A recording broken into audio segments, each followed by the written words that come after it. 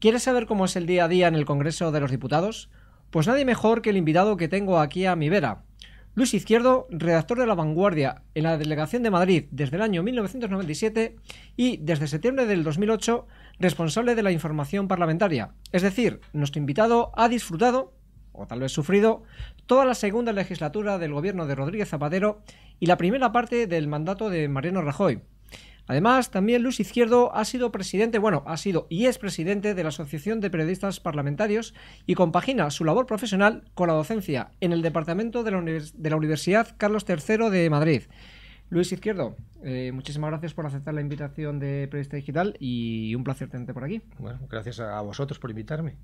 Comentaba que llevas en Madrid desde el año 1997 trabajando en La Vanguardia y como corresponsal, como trabajador en el Congreso cubriendo la información en el Congreso de los Diputados desde septiembre del 2008, o sea que te gozaste toda la segunda legislatura de Zapatero, una legislatura me imagino que muy intensa, ¿no? Y muy pródiga en cuanto a noticias y sobre todo con el trabajo que también nos daría el principal partido de la oposición, el Partido Popular. La verdad es que fue una legislatura apasionante, ¿no? Porque el gobierno, como todo el mundo sabe, estaba en una mayoría minoritaria y estableció una política que ellos llamaban de geometría variable, que en realidad era un sobresalto continuo, lo cual dificultaba el trabajo, pero al mismo tiempo lo hacía muy excitante porque lo convertía en una incertidumbre permanente, ¿no?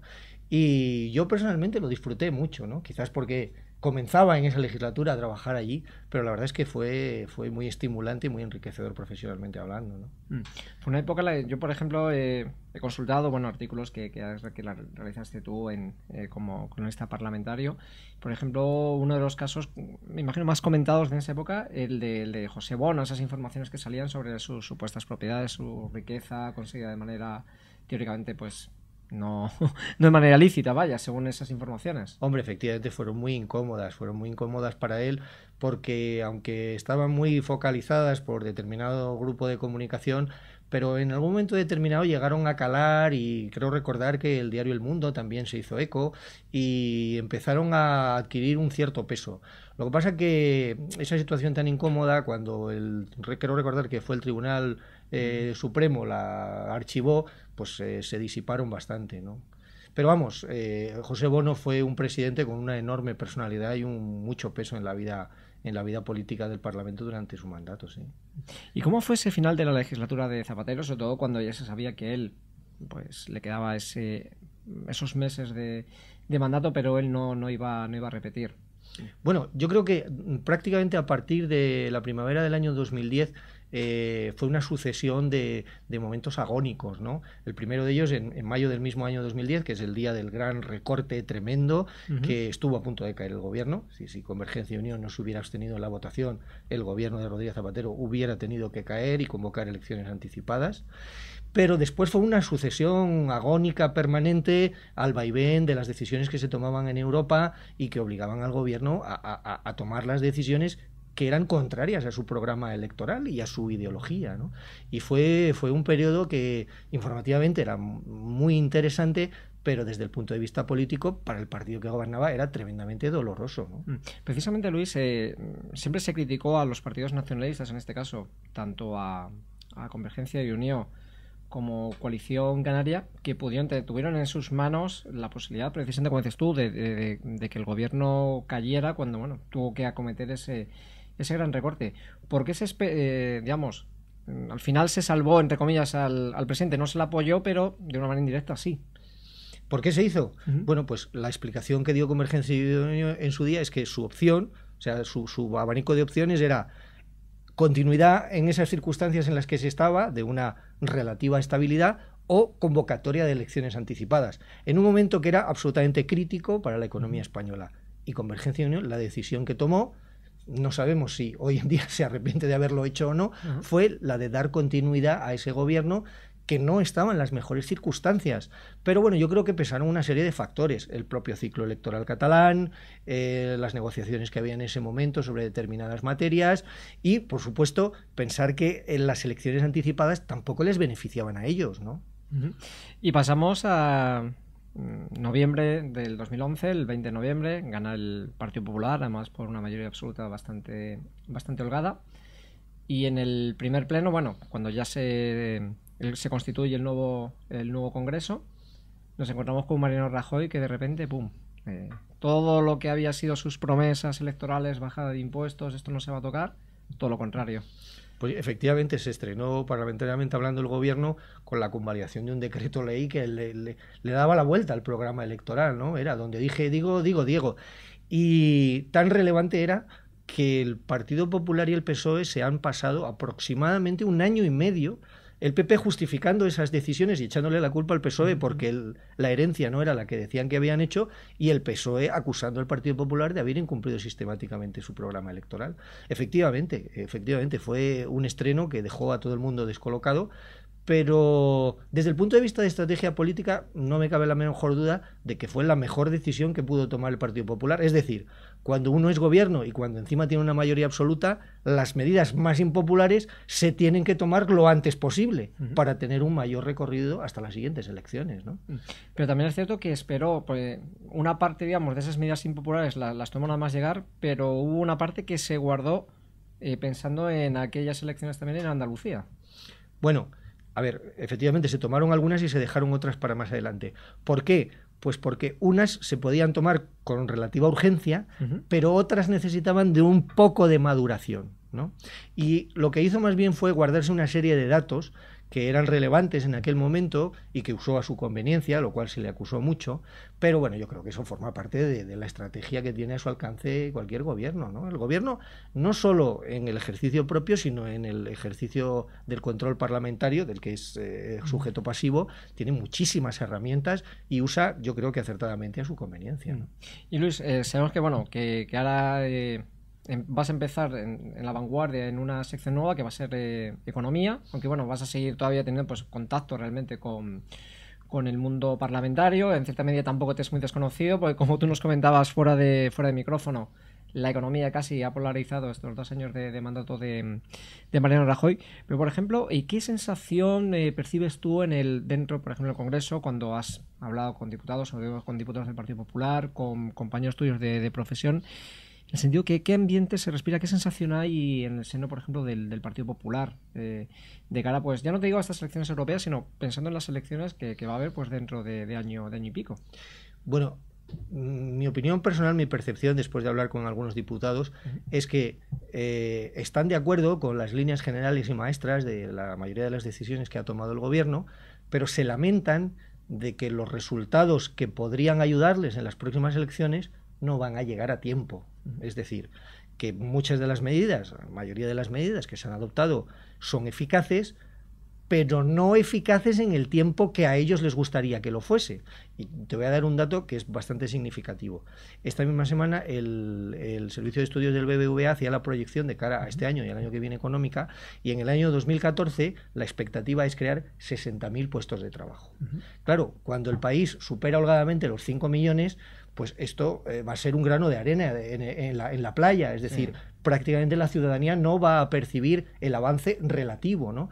Para el año que viene se espera que sea algo más, pero algo más podemos estar hablando de 100.000 o de 120.000, de tal forma que cuando lleguen las elecciones, tanto las de mayo de 2015 como las de noviembre de 2015, si efectivamente no se produce un adelanto de noviembre, el paro no va a estar en 6 millones, pero va a estar en 5.600.000, 700.000. Es decir, la percepción de que la cosa ha cambiado no va a ser lo que más le gustaría a los candidatos del Partido Popular, ¿no?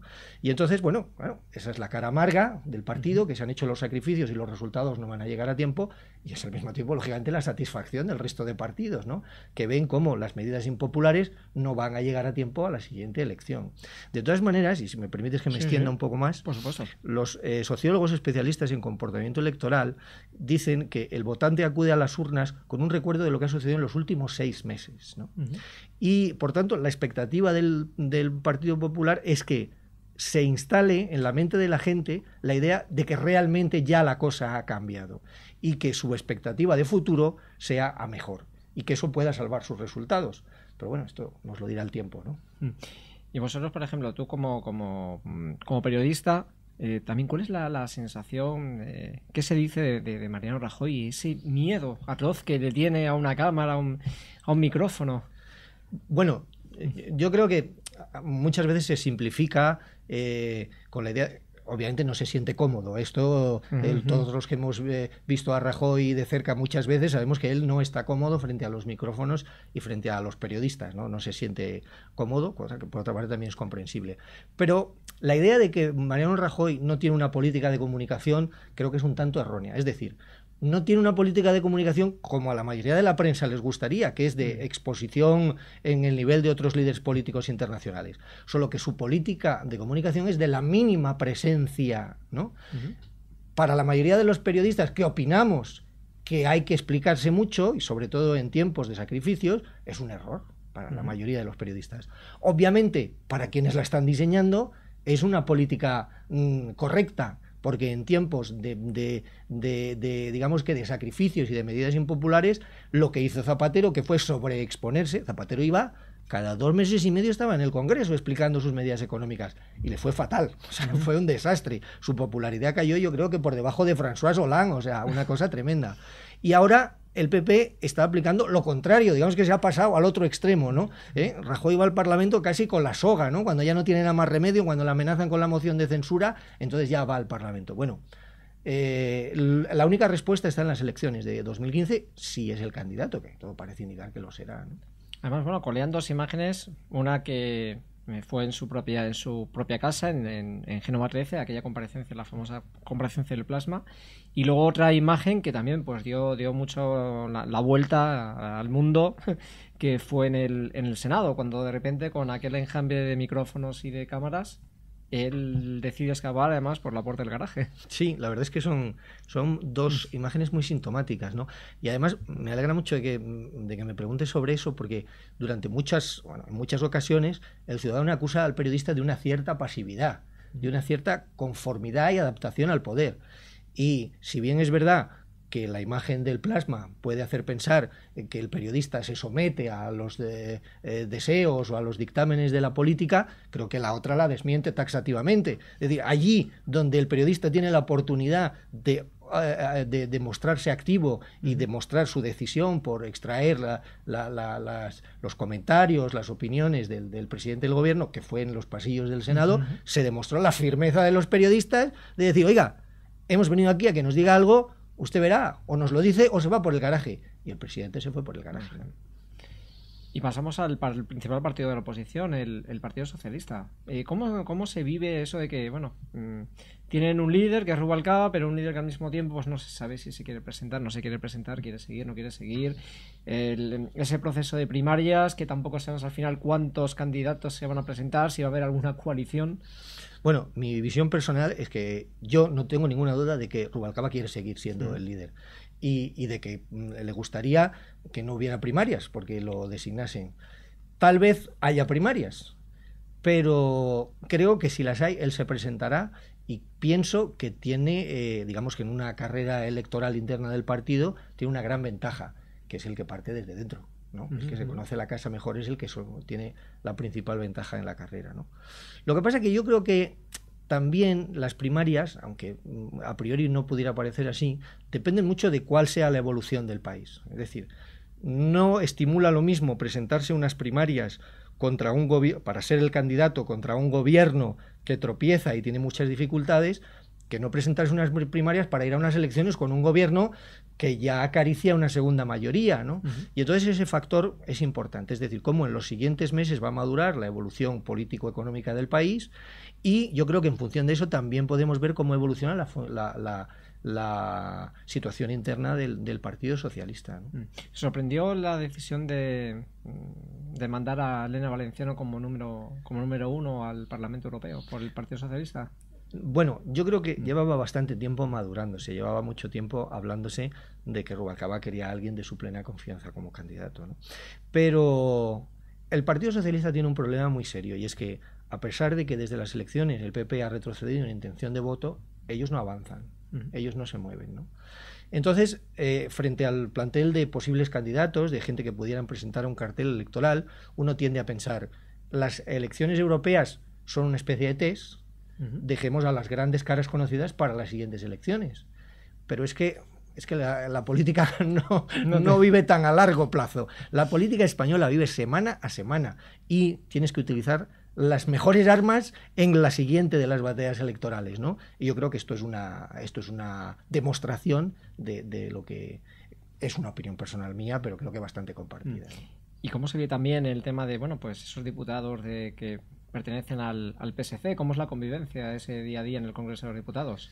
Bueno, pues en líneas generales no suele haber mayor problema. Es decir, en la mayoría de los asuntos, desde el punto de vista ideológico, hay una plena coincidencia. Hay, eso sí, lógicamente, una serie de factores, y básicamente el que se refiere al derecho a decidir el futuro de Cataluña, que genera una serie de tensiones, ¿no? Entonces, bueno, pues hay ocasiones muy puntuales en las que alguno de los partidos de la oposición, y la última, creo recordar que fue UPyD, sabe encontrar la pregunta precisa, la iniciativa precisa para hacer un planteamiento que obliga a tomar decisiones encontradas dentro del grupo socialista, ¿no? Pero son circunstancias muy, muy parciales, y las consecuencias de lo que supondría la escisión del grupo, del PSC en un grupo propio, serían tan negativas para los dos que yo creo que eso no se va a producir a futuro. Y bueno, ¿cómo se ve esa frase que muchas veces... El otro día, precisamente en el programa Los Desayunos de Radio Televisión Española, entrevistaban al diputado de Esquerra Republicana, el señor Joan Tardá, y de repente nos quedamos todos sorprendidos porque a una pregunta del periodista Graciano Palomo, le preguntaba, dice, bueno, España les roba, y él dice, no, España no roba, el que expolia es el Estado español. Esto es que nos ha dejado todos patidifusos. Bueno, la verdad es que el lenguaje, todo el discurso de Esquerra Republicana de Cataluña es complicado de entender desde fuera. Y está dirigido única y exclusivamente hacia adentro, ¿no? Lo que pasa es que a veces, claro, se tienen que explicar fuera también, y tratan de utilizar un lenguaje que no contamine sus demandas, ¿no? Y entonces tratan de establecer esa división de que no tenemos nada contra los españoles, pero sí contra el poder de Madrid, que odia profundamente a Cataluña, ¿no? Entonces es un discurso que es muy complejo y que es prácticamente imposible que tenga verdadero calado, ¿no? Porque al fin y al cabo el Estado nos representa a todos, ¿no? No se puede diferenciar. Los españoles son buenos y el Estado es malo. Dicen, oiga, el Estado es el nuestro, ¿no? Y Luis, también me imagino que durante todo este tiempo has tenido muy buena relación con los diputados catalanes, sobre todo, bueno, especialmente con los de CiU. Con todos, ¿no? Por ejemplo, CiU, que es el partido que está en el gobierno en Cataluña, por ejemplo, Duran Lleida, Sánchez Llibre, ¿qué os cuentan sobre este tema de esta consulta que quiere hacer más, el derecho a decidir? ¿Qué opinión tienen ellos? ¿Ellos están a favor? ¿No están a favor? Porque muchas veces también nos encontramos con mensajes contradictorios. De repente un día Durán lo entrevista en un sitio, dice una cosa, va a otro medio, parece como que cambia un poco ese matiz y también nos deja un poco como fuera de juego. Bueno, lo primero que había que aclarar es que los 16 diputados de CiU en concreto es un magma tremendamente heterogéneo. Es decir, puedes encontrar, te lo aseguro, prácticamente de todo. Es decir, puedes encontrar con algunos que están decididamente en contra de cualquier tipo de propuesta independentista, y puedes encontrar alguno que te dice que no hay otra solución más que la independencia. Parece mentira, pero es lo que puedes encontrar en ese arco tan amplio, ¿no? Ahora bien, la dirección Duran Lleida, él siempre ha estado abierto al diálogo, ¿no? O sea, la posición suya yo creo que siempre ha sido bastante nítida y sincera. Él quiere una consulta, pero no quiere una consulta para que Cataluña se independice, sino para conocer la opinión de los catalanes y, sobre todo, para forzar una negociación que obligue al gobierno de Mariano Rajoy a establecer un encaje, que es como le dicen ellos, un encaje de Cataluña en España diferente al que es ahora, ¿no? Bueno, digamos que las cosas se ven de una manera muy parcial ahora. Esto tiene una trayectoria bastante larga, que creo que tiene su verdadero punto de inflexión en la sentencia del Tribunal Constitucional del año 2010. Y creo que ahí hay muchas cosas que se rompen en la relación entre los partidos nacionalistas catalanes y los partidos nacionales españoles, ¿no? Eso se va alargando y ahora estamos en una situación de extrema tensión porque cada uno ha ido tirando hacia el lado contrario, ¿no? Yo creo que lo que vivimos, y es lo que me estabas hablando, de que en unos momentos parece una cosa y en otros otra, él ha intentado varias veces establecer ese diálogo, pero se ha encontrado con que enfrente no había una voluntad de dialogar, ¿Por qué? Porque el gobierno de Rajoy siempre ha dicho que ellos no pueden dialogar con unas condiciones impuestas. O sea, no puede ser que la consulta sea el objeto único de la conversación. Esta es la máxima de su diálogo, ¿no? Y entonces son como dos discursos paralelos, ¿no? Que nunca se encuentran.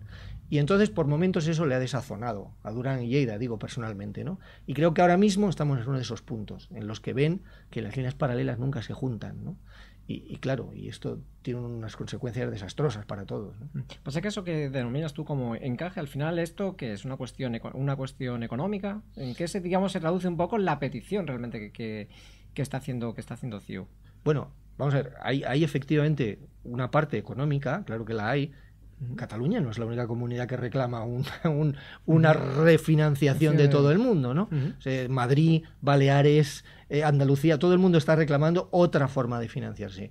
Pero en Cataluña hay una parte que es muy de sentimiento.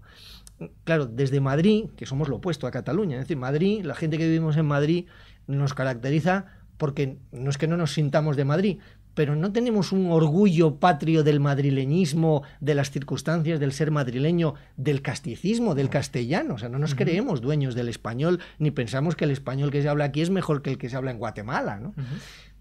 Pero no solo en Cataluña, pero especialmente en Cataluña, se tiene una sensación de identidad muy fuerte, ¿no?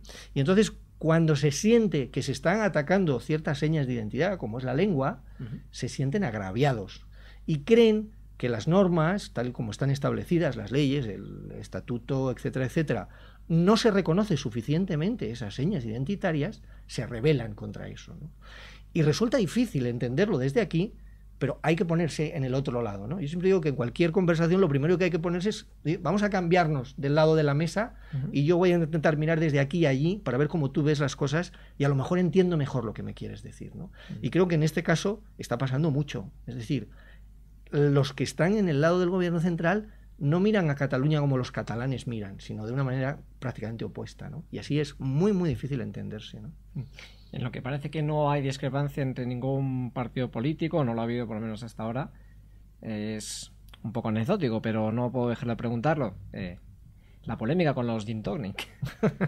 Sí, la verdad es que el servicio de restauración del Congreso ha traído mucho cachondeo. Por cierto, acaban de subir los precios, ¿no? Los acaban de subir, ¿no? Pero sí, ha causado mucho impacto fuera de la sociedad que se estuviesen subvencionados los gin tonics y probablemente había parte de razón en la crítica, ¿no? Ahora bien, dicho esto, yo personalmente, 6 años allí, no he visto a nadie tomar un gin tonic en el bar del Congreso. Tú tampoco llegaste a probar ninguno de esos gin tonic, ¿no? No, porque en el horario de tomar gin tonic pues no está uno allí, ¿no? Es más, a la hora de tomar gin tonics, o por lo menos a la hora que la mayoría de la gente lo toma, la cafetería está cerrada. O sea, con lo cual el codo casi para ellos, ¿no? Sí. Y también hay otra sensación en la sociedad. Hemos visto que, bueno, fueron Navidades, pues pasaron las Navidades, pasó el Año Nuevo, y en el Congreso, salvo, bueno, pues la famosa diputación pertinente, permanente, en este caso, casi 2 meses de vacaciones sus señorías, pero es que en verano 3/4 de lo mismo. De repente ha ido unos periodos ahí tan largos que no hay ni plenos ni comisiones, que nos da la sensación de que, oye, que aquí todo el mundo quiere ser diputado porque esto es un chollo. Bueno, no voy a defender el trabajo de los diputados, ya están ellos para defenderlos, pero sí explicar que es que lo contempla así la Constitución, es decir, cuando se redactó en el año 78 se tomaron los ejemplos de otras constituciones europeas y se decidió introducir que los periodos ordinarios de sesiones eran de febrero a junio y de septiembre a diciembre. Por tanto, se cumple la Constitución, se cumple el precepto. Bien es cierto que hace ya algunos años, creo recordar que era el 2009, se llegó al acuerdo tácito de que se intentaría que en los meses de enero y julio, a través de fórmulas extraordinarias, el Congreso funcionase con una relativa normalidad. Y que eso no se han cumplido, por lo menos respetando el espíritu pleno de tal y como se pactó. Pero bueno, entonces cuando se pactó ya sabíamos que aquello que no queda por escrito, pues queda al albur de las decisiones de los que tiene que tomarlas, ¿no? Y entonces, bueno, nos encontramos con lo que nos encontramos. O sea que es curioso, ¿no? Que hay los partidos, a eso se dice, ay, sí me atengo a la norma escrita en la Constitución, Pero, por ejemplo, también el artículo 6 de la Constitución dice que los partidos tienen que tener una democracia interna. Y eso, evidentemente, lo que vamos a ver, por ejemplo, en el caso del Partido Popular en Andalucía, eso no, mucho democracia interna, poquita, ¿no? Bueno, ya sabemos cómo funcionan en España los partidos políticos, ¿no? Vivimos en una partitocracia, donde los que mandan son los partidos, hay una estructura muy piramidal. Y en una cosa sí tienen razón, y es que cuando hacen unas primarias donde hay 4 candidatos, todos los periodistas decimos división, nadie sabe quién votar, nada, no, un partido sin líder, ¿no? Y cuando escogen a uno solo decimos, no, Congreso a la búlgara, está todo decidido en el tema, ¿no? Al final no estamos satisfechos con nada, ¿no? Pero es verdad que en España se tiene la sensación muy cierta, basada en unos principios que están al alcance de todos, como el contrastarlos, de que la democracia está dominada por las jerarquías de los partidos políticos, ¿no? Y que para la iniciativa popular transformarse en un partido con un cierto poder de decisión es tremendamente complejo, ¿no? Y lo vamos a ver, yo creo que en las próximas elecciones, en las elecciones europeas, pues sabes de sobra que hay una serie de iniciativas ciudadanas de crear nuevos partidos, y vamos a ver qué capacidad de obtener algún resultado tienen en unas elecciones. En las europeas son las más difíciles de todas, ¿eh? Porque como es circunscripción única nacional, conseguir un diputado requiere de un resultado tremendo. Y aparte luego también es la abstención que tiene precisamente estas elecciones. Y encima probablemente la mitad de la gente ni siquiera va a ir a votar. Antes de terminar con lo, digamos, con lo que es la parte del Congreso de los Diputados, hizo mucho daño aquella imagen donde de repente vemos como el señor Posada está leyendo el texto de una votación, de una moción, y prácticamente no se había dado el resultado de las abstenciones o de los noes, y vemos a toda una marabunta de diputados corriendo, bajando con sus troles por las escaleras. Sí, la verdad es que hizo mucho daño a la imagen de los políticos. Y si uno la quiere buscar, tiene una explicación y era bastante lógica en aquel caso, ¿no? Pero efectivamente, yo creo que la política, ya sabes, el dicho, la mujer del César no tiene que ser honrada, tiene que además parecerlo. Creo que los políticos deberían de hacer un esfuerzo, no solo por parecer que, o sea, por trabajar a fondo, sino por demostrar que lo están haciendo, ¿no? Y entonces yo creo que les perjudicó bastante. Sí. Me gustaría entrar un poco en la parte, digamos, de lo que es la casa en la que trabajas, que es el periódico La Vanguardia. Recientemente, bueno, pues el medio ha cambiado de director, de don José Antich a Marius Carol. Y, por ejemplo, otro día leíamos una información de la revista Mongolia y contaban un poco, digamos, los motivos o por qué se había producido ese relevo.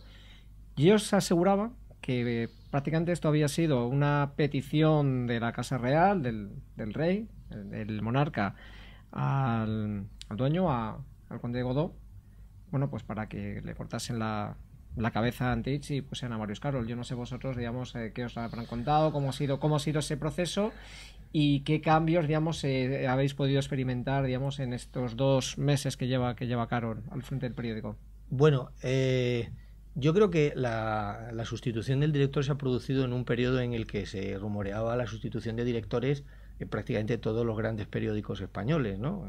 De hecho, hace nada hemos visto la sustitución por ejemplo, el de Pedro J, pero también existen rumores de que los directores del ABC y del País van a ser sustituidos en breve, ¿no? En el caso del nuestro, llevaba desde el año 2000, Antic, llevaba 13 meses, ¿no? Perdón, 13 años, ¿no? Y si bien es verdad que al principio los resultados de ventas y de difusión fueron bastante buenos, bueno, pues La Vanguardia, igual que el resto, ha visto una merma en su difusión y ya no te cuento en los resultados publicitarios, ¿no? El mercado de la publicidad en España se ha quedado en la mitad de lo que era antes de la crisis, ¿no? Cosa que cualquiera que trabaja en un medio de comunicación lo sabe, ¿no? Y bueno, sí, por supuesto, se han hecho muchas especulaciones sobre cuál ha sido el origen. Nosotros allí lo hemos vivido como una transición de dirección. Yo también viví la anterior, ya estaba en el periódico. Sí, pues empezaste tú, si no me equivoco, con Tapia, ¿no? Con como Joan Tapia, director. que también llevaba 10 años, Tapia llevaba 10 años como director, y también ya vivía aquella transición. También se dijo que había sido un golpe de mano en aquel año, era el 2000, de Aznar y tal. Y bueno, pues ahora se acusa a Antic de haber hecho lo contrario, ¿no? De haber ido contra el Partido Popular. No sé, bueno, en fin, yo creo que siempre se hacen muchas interpretaciones de este tipo. tipo, todas entran dentro de la lógica política, pero bueno, dentro lo hemos vivido como una transición lógica en un periodo razonable. Yo creo que 13 años en la dirección machacan a cualquier director. La verdad es que no me puedo imaginar a Pedro J. 25 años. Casi 25, o sea, le falta unos meses. ¿No? Y en cuanto a los 2 primeros meses, nuestro nuevo director está haciendo una transición muy lenta. El equipo humano no se ha modificado en el sentido de que no ha habido incorporaciones de gente de fuera, tampoco se ha despedido a nadie del periódico, que la verdad es que eso los que estamos dentro lo agradecemos muchísimo, y se está haciendo una transición muy lenta. La semana pasada se nombraron nuevos subdirectores y todavía yo creo que tendrán que pasar algunas semanas más para que se hagan algunos nombramientos más, ¿no? El momento es político y económicamente es un poco complicado, pero hay algunos nuevos proyectos de cambios en productos dentro del periódico que se verán en las próximas semanas y meses, que yo creo que demuestran que lo que se pretende es hacer un relanzamiento, ¿no? Porque todos los periódicos tienen que hacer un verdadero esfuerzo para que la gente siga comprándolo cada día. Hombre, otro motivo también que se aportaba, se ha dado pues sobre todo en muchas tertulias de cualquier cadena de televisión, cuando se hablaba de este cambio en la vanguardia, y se apuntaba el hecho de decir, bueno, querían como suavizar, no entrar a lo mejor tanto como entran en otros periódicos en el tema de la causa secesionista. Esto, por ejemplo, cuando Artur Mas, en aquella aparición televisiva en TV3, anuncia, bueno, lo de que el día 9 de noviembre de este año quiere proceder a esa consulta. Y de repente pues dicen, uy, la vanguardia, como que de repente alguien dice, no, nosotros aquí no vamos a entrar, y de repente es cuando también pues se produce este cambio de director. Bueno, yo creo que es una coincidencia en el tiempo. Y para mí la prueba es que solo hay que seguir sucesivamente los días que siguieron a todo eso, y la vanguardia publica las informaciones sobre la deriva soberanista, como se utiliza normalmente en el lenguaje periodístico, de una manera cotidiana. Quiero decir que los grandes espacios de la información política están dedicados a la gran referencia política. Si no, la vanguardia parecería un periódico marciano, ¿no? Claro. Es decir, lo que está sucediendo no estuviera en las páginas, yo creo que los lectores se volverían un poco se descolocarían, ¿no? De no verlo allí, ¿no? Y está, ¿no? Solo hay que leerlo cada día, vamos.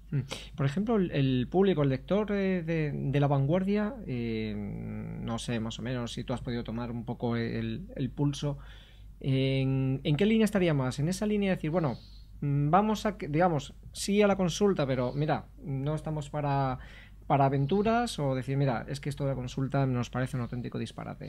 Bueno, yo la verdad es que tengo la dificultad de, como vivo en Madrid... Claro, vives en Madrid, es diferente, ¿no? Pero, por ejemplo, ¿qué te dicen tus compañeros pulso, ¿no? de la vanguardia en Barcelona? Bueno, lo que me trasladan es que la sociedad catalana está bastante polarizada. Hay, no te voy a decir disputas físicas, pero hay una gran disputa dialéctica sobre la conveniencia de hacerla o no. Y eso está generando, en algunos casos concretos, pues problemas de relaciones. Pero no me trasladan que ese sea el ambiente del periódico, ¿no? Yo creo que la gente sabe muy bien distinguir su labor profesional y su opinión personal, y no trasladar una cosa al otro ámbito, ¿no? Y de hecho la mayoría lo hace así, es decir, se reserva su opinión personal para el ámbito familiar y personal y no para el profesional, ¿no? Otro tema también importante, varios medios, por ejemplo El Mundo, el País, muchas veces pues han aparecido con informaciones sobre las cuantiosas subvenciones que la Generalitat de Cataluña, sobre todo en esta época de Artur Mas, ha dado a los medios de comunicación. Incluso, por ejemplo, no vamos a ocultarlo, La Vanguardia era uno de los medios, el grupo Godó, entre los que se incluye La Vanguardia, evidentemente, era de los medios que mayor cantidad recibían de esas ayudas oficiales. Eso coarta también, digamos, la posibilidad, digamos, de ser duro, de ser crítico, o no tiene nada que ver. ¿No habéis sentido, digamos, bueno, yo desde luego no lo he sentido, ni me lo han trasladado mis compañeros de Cataluña, ¿no? Pero cuando se habla sobre las subvenciones, entre comillas, porque subvenciones no hay, es inversión publicitaria, ¿no? Sí. Se dice que La Vanguardia lleva más que los demás, pero es que La Vanguardia tiene mucha más difusión que los demás. Es decir, La Vanguardia ahora mismo supera a la difusión de 170.000 ejemplares, y el siguiente periódico que más vende en Barcelona, en toda Cataluña, ronda los 100.000, es decir, no es el doble, pero prácticamente. Pero es que además la emisora del grupo Godó, RAC1, es líder de audiencia por encima de Catalunya Radio. Y además, 8TV, que es la televisión del Grupo Godó, es la que tiene más, dentro de las televisiones privadas de Cataluña, es la que tiene más audiencia. Entonces, si tienen más publicidad, es porque tienen más audiencia. Claro, el que tiene menos siempre debe de protestar. Yo creo que es su obligación. Creo que vosotros también, como medio de comunicación, si recibís menos, también tenéis que protestar. Pero creo que está en la lógica de la difusión, ¿no? ¿Y cómo es el futuro, sobre todo de la prensa de papel? Siempre existe ese mantra de que esto no queda más de un lustro, como mucho una década, de que el papel al final pues va a desaparecer. Bueno, llevamos hablando de esto ya bastante tiempo.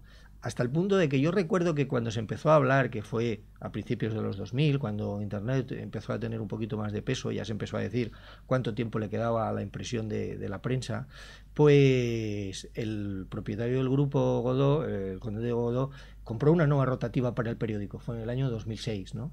Esto, una rotativa no es como quien compra una máquina de escribir, ¿no? Es decir, es una inversión a medio o largo plazo, ¿no? Y hubo quien dijo, oiga, ¿cómo compra usted una rotativa ahora que va a desaparecer esto del periódico, ¿no? Y bueno, pues han pasado 8 años, ¿no? Y la perspectiva no es que vayan a desaparecer los periódicos impresos. Ya los norteamericanos que se dedican a hacer perspectivas de futuro están persuadidos de que la difusión que se ha perdido probablemente no se recupere, pero que los grandes periódicos necesitarán siempre una edición impresa para consolidar el prestigio que tienen. Y por tanto, que se va a un escenario de dualidad de soportes en donde el que quiera ser un actor protagonista precisará de hacer el esfuerzo de la edición impresa, ¿no?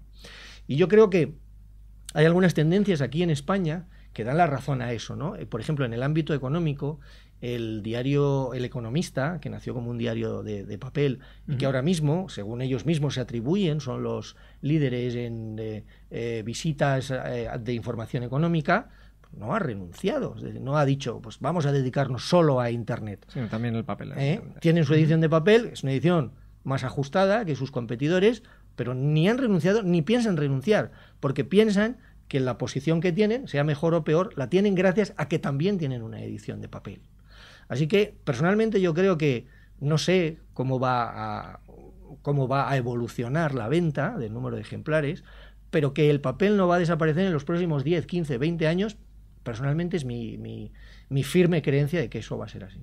Luis, ya para ir finalizando, eres, lo decíamos también al principio de esta entrevista, es también profesor en la Universidad Carlos III de Madrid, en el área de periodismo. Estamos hablando que ahora mismo esta profesión, desgraciadamente, es raro el día en el que no hablamos de 15 despedidos, un medio que cierra, otro medio que está pues en una situación económica bastante inestable. Tú como profesor, por ejemplo, a tus alumnos, ¿qué les dices? ¿Cómo se les anima a que realmente se han elegido esta carrera? Y bueno, pues me refiero, ellos no son ajenos a lo que se está viviendo en el mundo real. ¿Ellos qué te dicen realmente? Dicen, oye, Luis, esto al final, ¿cómo podemos progresar? ¿Hay salida? Efectivamente, el panorama es bastante negro, ¿no? Es despidos, como dices, y más despidos, ¿no? Pero no obstante, el mundo de los medios de comunicación, desde que yo tengo uso de razón periodística, por así decirlo, ha vivido varios periodos de hiperinflación de medios y de puestos de trabajo y de reducción. Pasó a principios de los años 90, en donde Madrid llegó a tener, si no me fallan las cifras, 7 diarios, 7 diarios en la ciudad.